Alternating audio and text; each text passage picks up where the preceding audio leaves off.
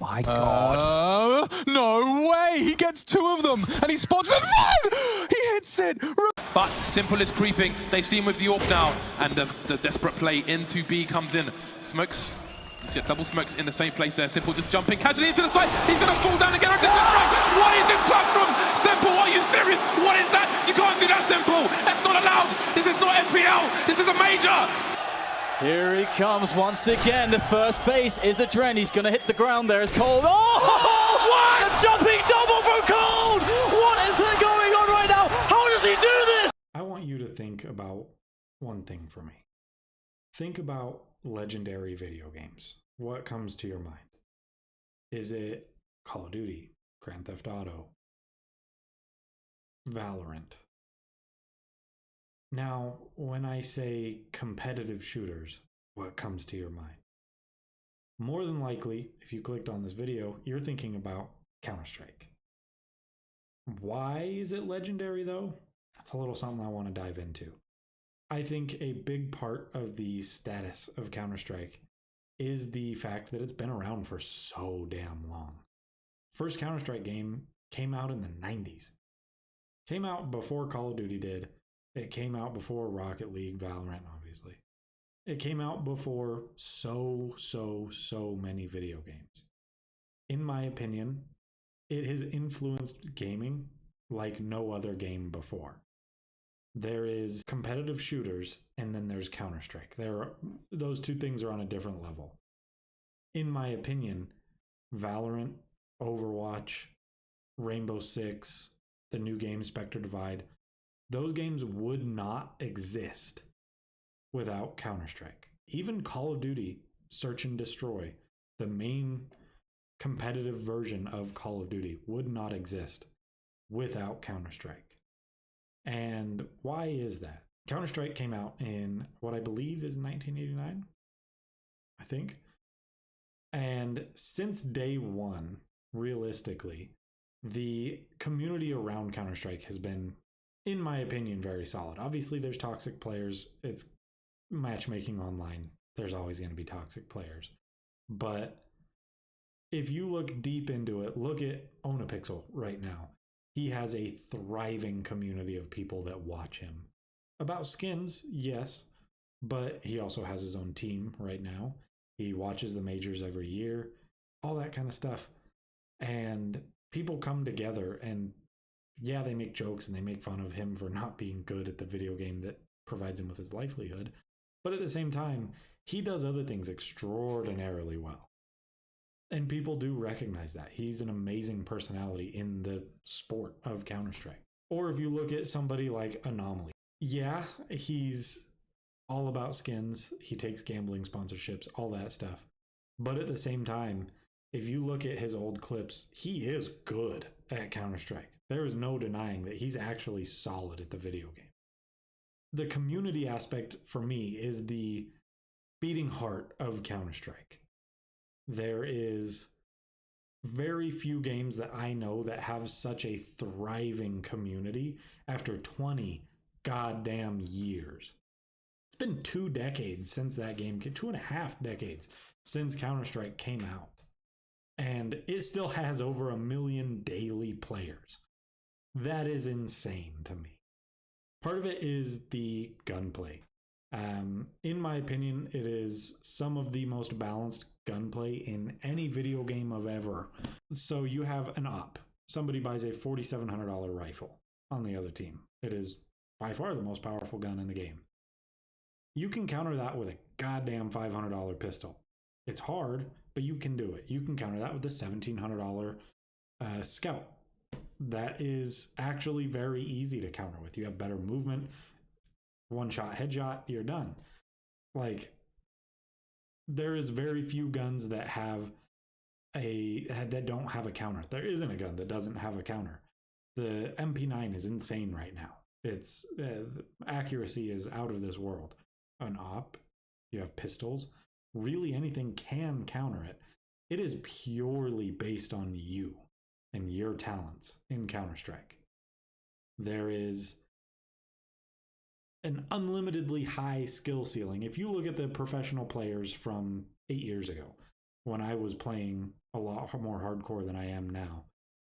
Versus the professional players from right now, it doesn't even compare. If you compare Scream to Monacy wipes the damn floor with Scream. There's no competition. And they're getting younger. That's the other crazy ass part to me. They're getting younger and younger and younger. It used to be like 18 to 25-year-olds were the professional players. The Donk is like, what, 16, 17 years old? And he's considered one of the greatest players of all time. At that young of an age. Like, that is insane. Versus if you look at Kenny S. He retired a few years ago. He is still a legendary player.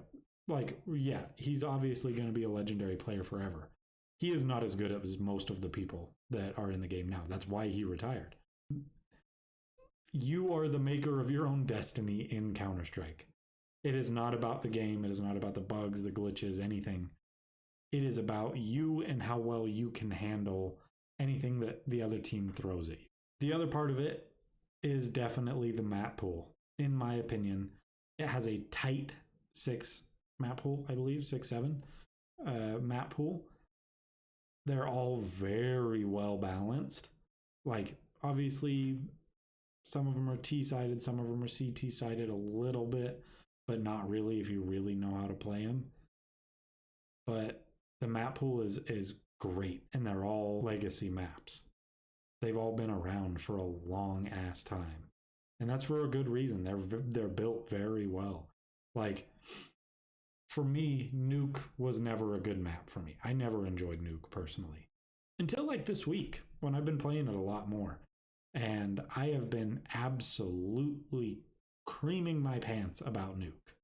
Like, the plays I can make on Nuke are crazy. The plays other people make on Nuke are crazy. I love watching my teammates do well on a map like Nuke because there are just endless possibilities of movement and routes you can take. As a CT, you can push from like 40 different angles. As a T, you can move really fast through hut and kill the guy that always jumps hut because he's always goddamn there and I'm so sick of it. You can push out and kill him very, very quickly. That's sick to me. That's awesome to me. That you can do stuff like that. And that's just one map. Dust 2 has been a map for I don't even know how long. Since Counter-Strike Source, CSGO came out in 2011. So it's been over 15 years. And, oh, sorry. Yeah, 15 damn years. Holy shit. Yeah, Dust 2 has been a map for over 15 years, and it is currently in the map pool. They've changed it a bunch of times, but it still exists in the video game. That's awesome. I am so happy to hear that that exists because that means that they're not just doing the Call of Duty way and changing things for the sake of changing them.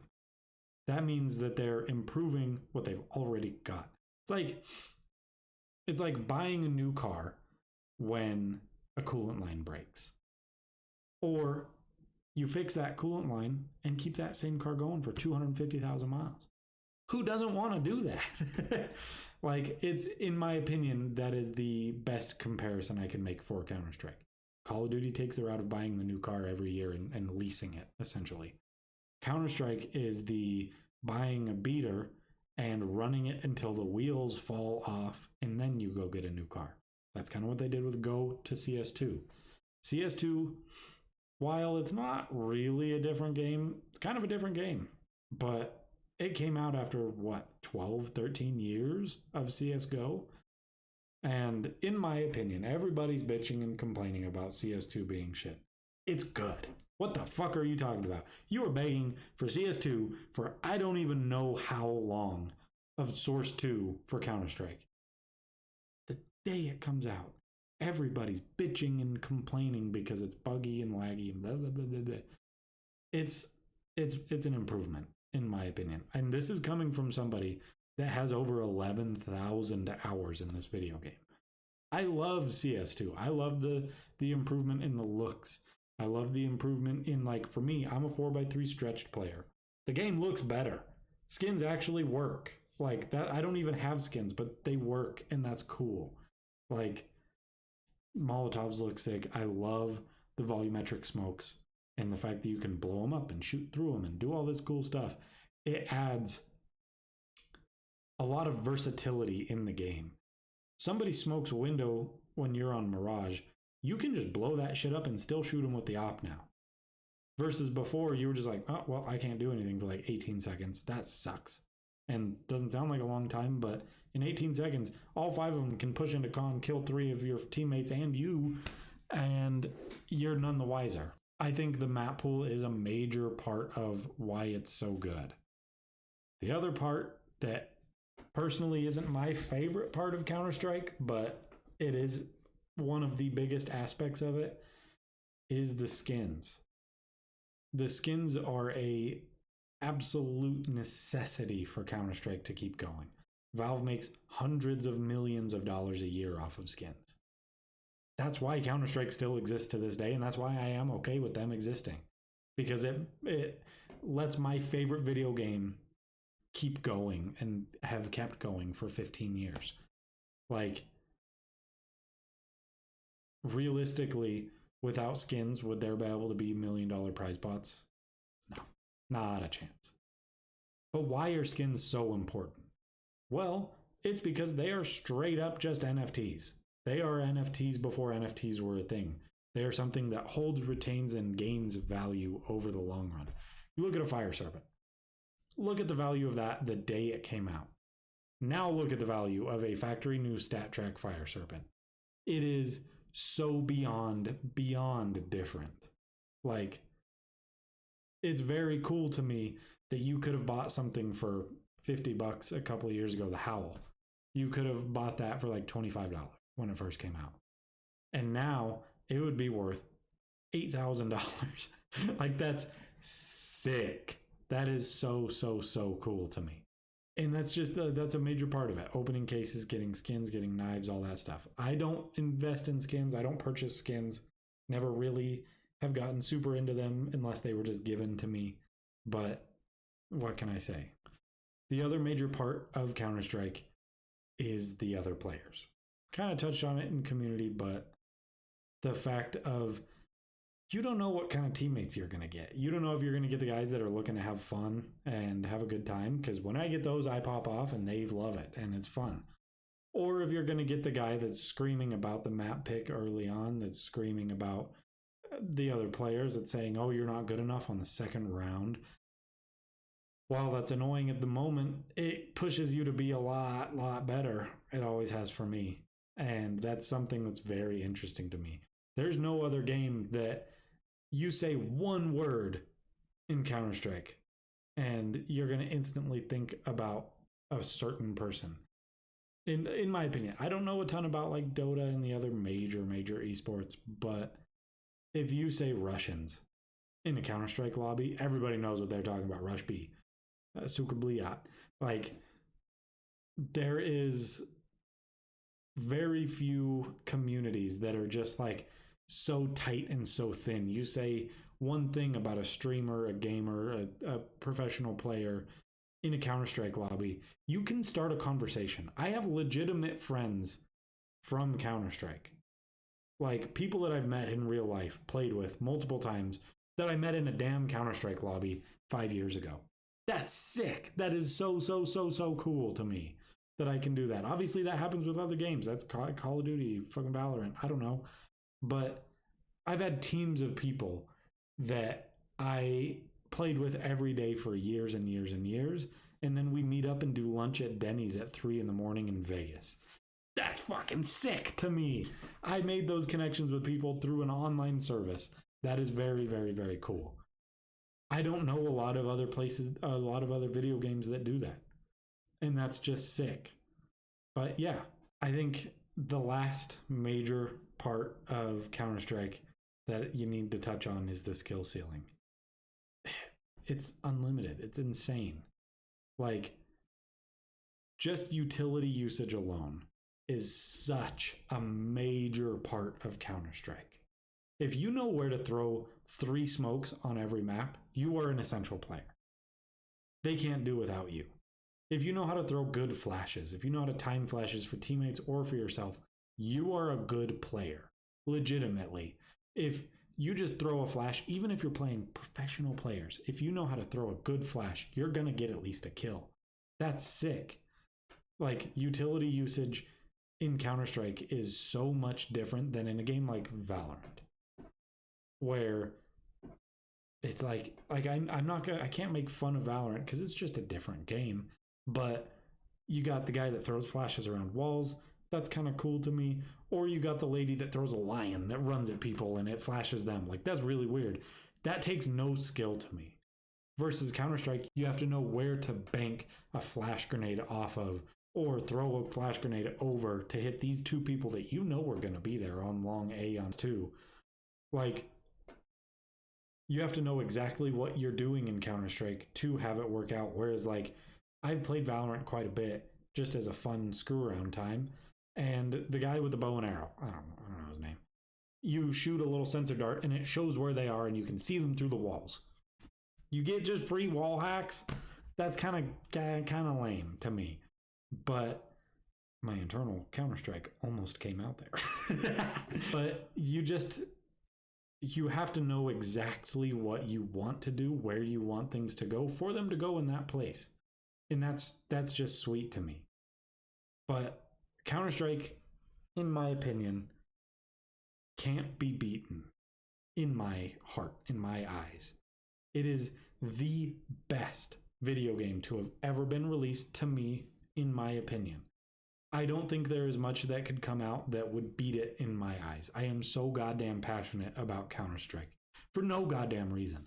I started playing it when I was in middle school because a buddy of mine had a cool keyboard and he was like, oh, let me pull up this video game. And I was like, oh, shit, this seems kind of sick. And I sucked ass at deathmatch. And I was like, okay, I got to figure this thing out. So I started playing. I bought a computer for $150 and played at 30 FPS for a year until I saved up enough to buy a better computer where I was getting 200 FPS. And that's just sick.